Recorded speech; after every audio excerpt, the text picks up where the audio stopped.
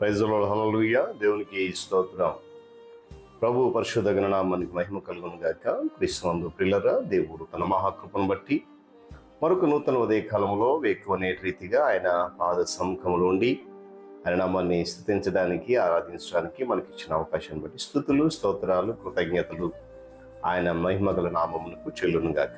క్రీస్తునందు ప్రియులైన దైవజనులు, స్నేహితులు, విశ్వాసులు, సహోదరులు ఈ కార్యక్రమాన్ని వీక్షిస్తున్న ప్రియా దేవుని బిడ్డలందరికీ మన ప్రభువును లోకరక్షకుడైన క్రీస్తు వారి పరిశుద్ధ నామములో శుభములు, వందనాలు తెలియజేస్తున్నాను. మీరందరూ బాగున్నారు కదా? చాలా సంతోషం అండి. రండి, ఈ దినము కూడా మిమ్మల్ని ప్రేమతో నేను ఆహ్వానిస్తున్నాను. అనుదిన అభివృద్ధి ఉదయకాలపు ధ్యానాలు అనేటువంటి ఆధ్యాత్మిక కార్యక్రమంలో నాతో పాటు పాలిభాగస్సులై వాక్యాన్ని ధ్యానించండి, దైవాశీర్వాదాలు పొందండి. మీ దగ్గర బైబిల్స్ ఉన్నాయా? తెరచి చూడండి. లేని పక్షాన చదివే మాట విని గ్రహించి వాక్యతనంలో పాలిభాగస్సులు కమ్మని మనం చేస్తూ నేటి దిన ధ్యాన వాక్యంగా మత్తయి సువార్త 5వ అధ్యాయము 44వ వచనం నుండి ఒక మాటను చదువుతూ ఉన్నాను. మీ శత్రువులను ప్రేమించుడి, మిమ్మల్ని ద్వేషించు వారికి మేలు చేయుడి.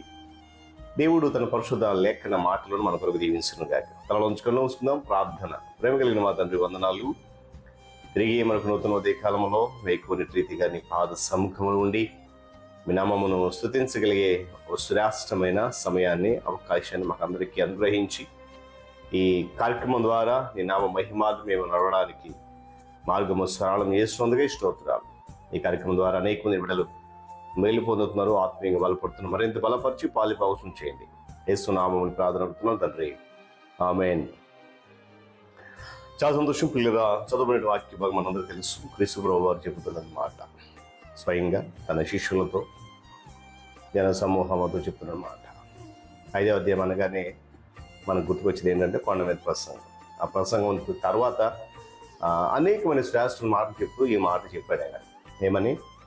మీ శత్రువులను ప్రేమించండి, మిమ్మల్ని ఎవరైతే ద్వేషిస్తారో వాళ్ళకి మేలు చేయండి. జరిగే పనేనా కదా? సర్వసాధారణంగా ఇలాంటి మాటలు జ్ఞాపకం చేసినప్పుడు అదేంటండి, నా శత్రువుని ఎట్లా ప్రేమించగలనండి, ఎలా వారికి మేలు చేయగలనండి? ఈరోజు ప్రతి క్రైస్తవుడు కూడా ఈ ప్రశ్నతో సతమతం అవుతూనే ఉన్నాడు. నేటికి సిలువకు శత్రువులైన వారు మరియు సువార్త ప్రకటనను వ్యతిరేకించే వారు ప్రతి క్రైస్తవునికి శత్రువులే. అప్పుడప్పుడు వారి అభిరుచులు మరియు వారి స్వభావం వేరువేరుగా ఉండడం చేత నిన్ను ద్వేషించేవారు కొంతమంది ఉండవచ్చు. అలాంటి వారితో వ్యవహరించేటప్పుడు అది నిజంగా అసాధ్యమే. ఏంటి? ప్రేమించడం అనేది, మేలు చేయడం అనేది. అందువల్ల దేవుని యొక్క వాక్యం అనగా బైబిల్ గ్రంథం హెచ్చరిస్తుంది ఏంటంటే, సత్యమైతే మీ చేతనైనంత మట్టుకు అందరితో, మనుషులతో సమాధానంగా ఉండండి అంటే. నిన్ను వ్యతిరేకించేవారు లేక ద్వేషించేవారితో నీకున్న సంబంధాన్ని ఏ విధంగా మెరుగుపరుచుకోవాలో దేవుని మాటలు చాలా స్పష్టంగా చెప్తున్నాయి. దేవునికి వారిపై ఎంత ప్రేమ ఉందో దాని గురించి ధ్యానం చేయాలి. అందుకే లేఖనం అంటుంది కదా, చెడ్డవారి మీదను మంచివారి మీదను నీతి సూర్యుని ప్రకాశం చేస్తున్నాడు, నీతిమంతుల మీదను అనీతిమంతుల మీద తన వర్షమును కురిపిస్తున్నాడు. ప్రతి వ్యక్తి దేవునికి ప్రశస్తమైన వాడే. ఏ వ్యక్తి కూడా పనికి రాడు అనడానికి లేదు. మంచి వ్యక్తి లేక చెడ్డ వ్యక్తి అని పిలువబడి ప్రతి పురుషునికి, ప్రతి స్త్రీ కొరకు క్రీస్తు ప్రభువు వారు చనిపోయాడు. ఆ సత్యాన్ని వారికి జ్ఞాపకం చేయాలి. అంటే దేవునికి వారి మీద, మన మీద ఎంత ప్రేమ ఉందో వాళ్ళ మీద ఎలాంటి ప్రేమ కలిగి ఉన్నాడు అనేటువంటి సత్యాన్ని వారికి జ్ఞాపకం చేయాలి. అదేవిధంగా దేవుడు మన పట్ల ఎంత సహనం కలిగి ఉన్నాడో అనేది మనం జ్ఞాపకం చేసుకొని, అనేక సార్లు ఆయనను నిరుత్సాహపరిచినప్పుడు, ఆయన విషయంలో ఓటమి పాలైనప్పుడు ఆయన మనల్ని విడిచిపెట్టకుండా దాచిన విధానాన్ని బట్టి, పట్టుకున్న విధానాన్ని బట్టి చెప్పగలగాలి. సమృద్ధి అయినటువంటి వాత్సల్యతను కలిగినటువంటి దేవుడు 70 సార్లు కంటే తక్కువ కాకుండా ఏమన్నాడు? మన ఇతరులను క్షమించాలని చెప్పి ఆశిస్తూ ఉన్నాడు. చూడండి, పాత నిబంధన గ్రంథంలో యోసేపు గురించి తెలియని వారు ఎవరు కూడా లేరు. యోసేపు నిర్దాక్షిణ్యంగా తనను నీరు లేని గోతులో పడేసిన అందరినీ, సహోదరులందరినీ క్షమించగలిగాడు. ఇలాంటి స్వభావమును దేవుడు ఎంతగానో ప్రేమిస్తాడు. హల్లెలూయా. ప్రియమైన శత్రువులుగా భావించండి అని చెప్పి దీనికి వాక్యం చెప్తుంది. నీ శత్రువుల కొరకు ప్రార్థన చేయాలా. ప్రార్థన అనేటువంటి నెలలో ప్రేమ మొలకెత్తి ఎదుగుతుంది. ఆ సత్యాన్ని మనం మర్చిపోకూడదు. మనం ద్వేషించే వ్యక్తి కొరకు మనం ప్రార్థన మొదలు పెడితే అతనిని ప్రేమించడం లేక క్షమించడం కూడా ఎల్లప్పుడూ సులువు అవుతుంది. ఆ వ్యక్తి కొరకు ప్రార్థన చేయకపోతే, ఆ వ్యక్తి గురించి నువ్వు విజ్ఞాపన చేయకపోతే, ఆ వ్యక్తిని ప్రేమించాలన్నా క్షమించాలన్నా అది నీ వల్ల కాదు. ప్రేమించలేనటువంటి నీ అసమర్థతను దేవుని ఎదుట ఒప్పుకోవాలి.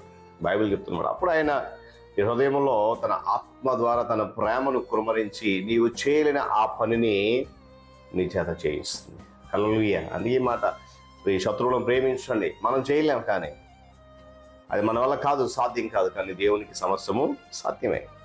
అపవాదిని కూడా శపించడానికి దేవుడు అనుమతి ఇవ్వడండి. మనం కొన్నిసార్లు అనుకుంటాం శపించే అపవాదినండి. నీవు నేను మనము ఇతరులను దూషించకుండా మన నాలుకను కాచుకోవాలి. మన హృదయంలో చేదైనటువంటి పైత్యం అనేటువంటి వేరు ఎన్నడూ కూడా మొలకెత్తకుండా చూసుకోవాలి. ఎందుకంటే అది నీతో పాటు ఇతరులను కూడా అపవిత్రపరుస్తుంది. ఆ చేదైనటువంటి పైత్యం అనేటువంటి చేదైన వేరు మొలిచిందంటే నీతో పాటు ఇతరులను కూడా అపవిత్రం చేస్తుంది. ప్రభు అంటున్నాడు, పగ తీర్చుట నా పని, బెత్తాన్ని నీ చేతిలోకి తీసుకోవద్దు. అలాగైతే అలాంటి ప్రక్రియల్లో నీవు నశిస్తావు. నా మాటలు కాదండి, మత్తయి సువార్తలో మాటలు రాయబడి ఉన్నాయి. నేను గాయపరిచిన వారికి ఏదైనా మంచి చేయడానికి అవకాశం కొరకు ఏం చేయాలా? వెదకాలి. విజయం నీదే.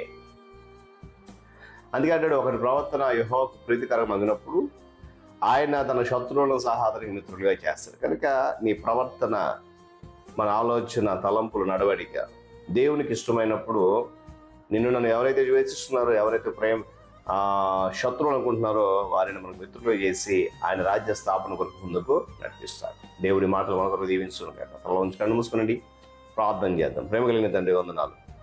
మరొక మారు ఉదయకాలపు వేళ ఎక్కువనే నీ మాటలు ధ్యానించే కృపణించి నిజమే ప్రియ శత్రువులను ప్రేమించాలని, ద్వేషించే వారికి మేలు చేయాలని వాక్యం హెచ్చరించిన స్తోత్రాలు. అది మానవులుగా మాకు అసాధ్యం, కానీ ఆత్మచరిత్రను జరిగేస్తున్న వాగ్దానం చేశాం. మేము ఒకవేళ అలాంటి స్థితిలో ఉంటే ఈరోజే ఆ తీర్మానం కలిగి దాన్ని ఆత్మ మాలో పనిచేస్తూ ఆ ఆత్మ ద్వారా అనేక గొప్ప కార్యాలు మేము చూడగలిగే ధన్యత మా నేత్రాలకు దయచేయండి. ఈ కార్యక్రమం మరింత బలపరిచి మీరు మహిమ పొందండి. యేసయ్య నామమున అడుగుతున్నాను తండ్రి, ఆమేన్. త్రియేక దేవుని దీవెన, ఆయన సన్నిధి కాపుదల సదాకాలము మనందరికీ తోడుగా ఉండి నడిపించును గాక. ఆమేన్.